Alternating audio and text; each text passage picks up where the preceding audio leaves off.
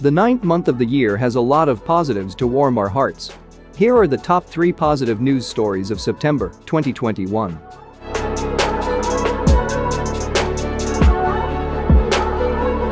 Number 3. 100-year-old grandma sets Guinness World Record as a powerlifter and continues winning trophies. Reaching the age of 100 in good health and good spirits is an accomplishment in its own right, but training to take home your next weightlifting trophy truly takes the cake. At the age of 98 years and 94 days, great-great-grandmother Edith Murway-Traina already had a Guinness World Record as the oldest female competitive powerlifter under her belt, and she successfully deadlifted 150 pounds to do it. Traina's storied win will be featured in the Guinness World Records 2022 edition. As a former dance instructor and performer, physical fitness was always a way of life for the Bronx-born Florida transplant, but considering she took up weightlifting a scant 9 years ago, the progress Traina's made is truly impressive. Traina admits that harking back to her days as an entertainer, a great deal of her motivation has to do with how much she enjoys being in the limelight and the positive feedback she's received. She says that every time she'd compete, she'd get applause, and every time she'd get applause, she'd get a little bit happier. At the onset of the COVID-19 pandemic, Traina's doctors sent her to the sidelines, but she returned to the gym as soon as she got the green light. She's now back in training with coach Bill Beakley, working hard to make up for lost time and get back in shape for an upcoming November competition at which she hopes to bring home yet another winner's cup to add to her collection.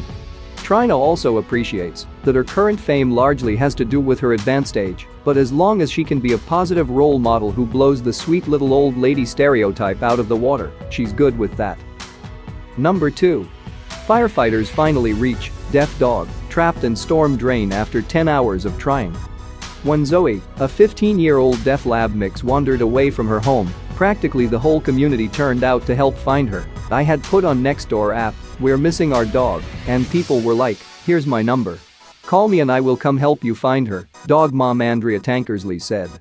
Searchers reported hearing dog sounds, but were unable to figure out where they were coming from.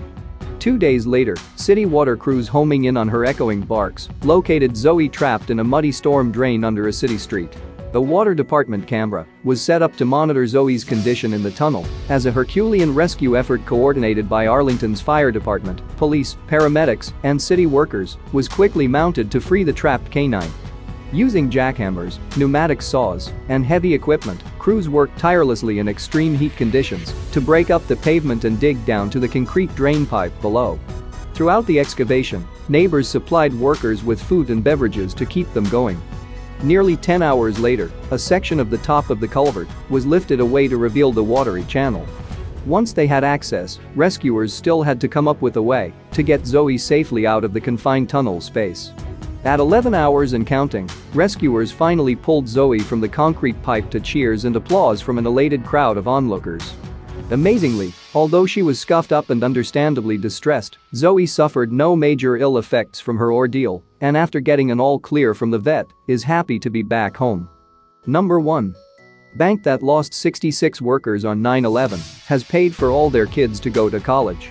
On September 11, 2001, 66 men and women who worked for the investment banking firm Sandler O'Neill Partners on the 104th floor in the World Trade Center lost their lives. In the harrowing days following the terrorist attacks, the company made the decision to set up a foundation to pay college tuition for all the 76 children of their fallen colleagues. Of the 76 children, 54 young men and women have had their college tuition paid so far, with 22 young men and women still eligible. The 54 who are now attending or have attended college have gone to every sort of school imaginable, from Stanford to Notre Dame to community colleges and technical institutes. The youngest child eligible was born 6 weeks after September 11. When that child graduates from college, the Sandler O'Neill Foundation will cease to exist, except in memory, but what a resounding memory it will be. Multiply the positivity by sharing these sweet stories with your friends on social media.